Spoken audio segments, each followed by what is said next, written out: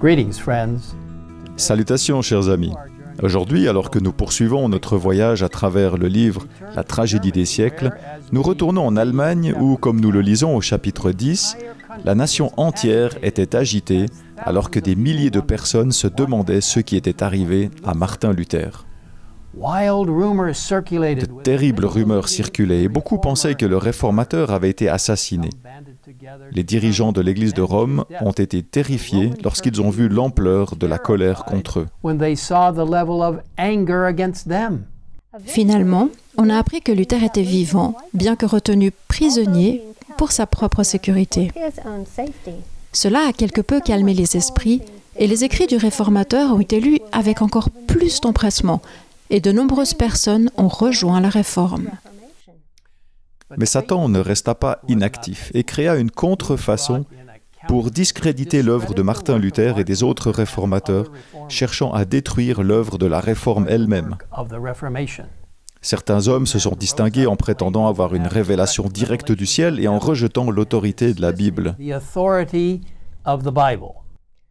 Ellen White écrit « Rejetant le grand principe qui était à la base de la réforme, la parole de Dieu, prise comme unique règle de foi et de vie. Or, dès que l'on supprime la grande pierre de touche de la vérité et de l'erreur, rien n'empêche plus Satan de dominer à sa guise sur les esprits. » Et vous savez, mes amis, qu'il en va de même aujourd'hui.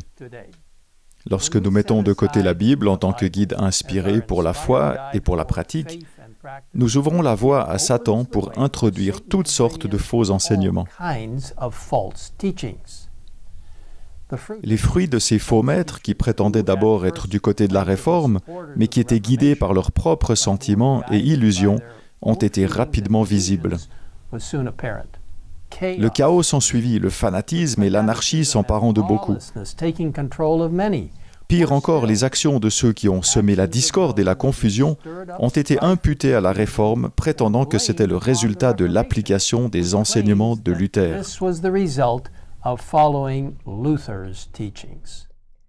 Lorsque Luther a appris le chaos et la confusion causés par ses faux maîtres, même à Wittenberg, le centre même de la réforme, il était déterminé à quitter sa sûre forteresse et à conduire à nouveau son troupeau.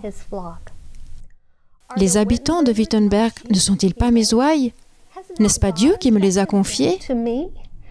Et ne dois-je pas, s'il le faut, pour eux m'exposer à la mort?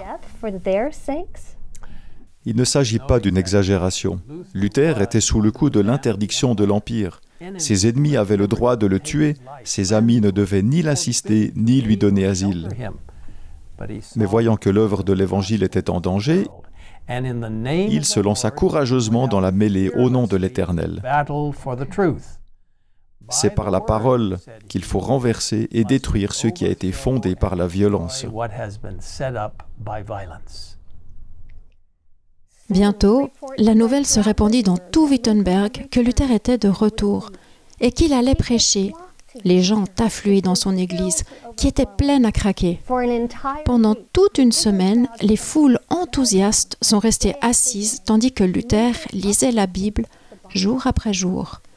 La parole de Dieu rompit le charme du fanatisme. La puissance de l'Évangile ramena les égarés dans la voie de la vérité.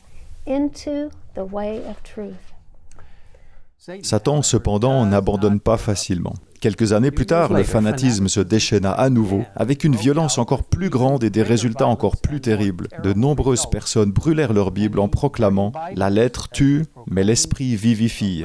Ces enseignements donnaient toute satisfaction à ceux qui demandaient du merveilleux, en même temps qu'ils flattaient leur orgueil en plaçant virtuellement les idées et les opinions humaines au-dessus de la parole de Dieu. Mes amis, chaque fois que nous plaçons des opinions humaines au-dessus de la Bible, nous pouvons nous attendre à des résultats épouvantables. Dans ce cas, il en résulta des scènes grotesques, des séditions et des violences, au point que certaines contrées de l'Allemagne furent inondées de sang. Et pourtant, cette horrible violence a été imputée aux réformateurs. ceux-là même qui défendaient la parole de Dieu. Satan cherche constamment à inciter les hommes à appeler le mal bien et le bien mal. Néanmoins, Luther a continué à défendre sans crainte l'Évangile contre de multiples attaques. Et la parole de Dieu s'est révélée être une arme puissante dans ce conflit. C'est à cette époque que Luther a achevé la traduction du Nouveau Testament en allemand, qui a été accueillie par beaucoup avec une grande joie. Tous ceux qui savaient lire étaient impatients d'étudier la parole de Dieu. Et le soir, les maîtres d'école la lisaient à haute voix à de petits groupes rassemblés autour des foyers. Lorsque Luther vit combien les gens étaient bénis d'avoir le Nouveau Testament dans leur langue maternelle, il commença immédiatement à traduire l'Ancien Testament, le publiant en plusieurs parties dès qu'il arrivait à les achever. De plus en plus de cœurs ont été convaincus de la vérité de Dieu et de la promesse contenue dans le psaume 119 au verset 130. Cela s'est réalisé. Et nous lisons « La révélation de tes paroles est claire. Elle donne de l'intelligence à ceux qui manquent d'expérience. » Cette lumière a pénétré dans toute l'Allemagne et au-delà et ne s'est jamais éteinte. La persécution fut de nouveau déclenchée contre ceux qui restaient fidèles à leur foi, mais elle n'a pas abouti. En vain, on faisait appel aux autorités ecclésiastiques et civiles pour écraser l'hérésie. En vain, on avait recours à la prison, à la torture, au feu et à l'épée. Des milliers de croyants scellaient leur foi de leur sang. Néanmoins, l'œuvre progressait. La persécution contribuait à la diffusion de la vérité. Mes chers amis, nous nous tenons aujourd'hui sur les épaules de ceux qui nous ont précédés, de ceux qui ont cru en la parole de Dieu et l'ont suivi, faisant ce qui est juste en dépit de tout et de tous.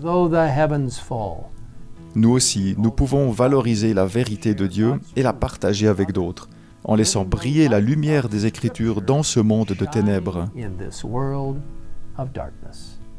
Je vous invite maintenant à prier avec moi.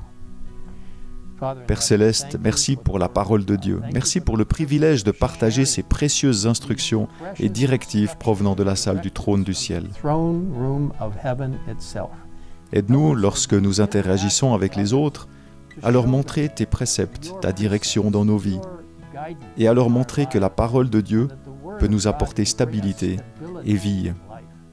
Aide-nous, Seigneur, à nous éloigner du fanatisme de ceux qui pourraient réinterpréter ta parole, alors qu'en réalité, ils pourraient la déformer pour dire exactement le contraire. Nous te demandons simplement de nous guider dans la merveilleuse mission que tu nous as confiée, de partager la parole de Dieu avec les autres. Nous te le demandons au nom de Jésus. Amen. Amen.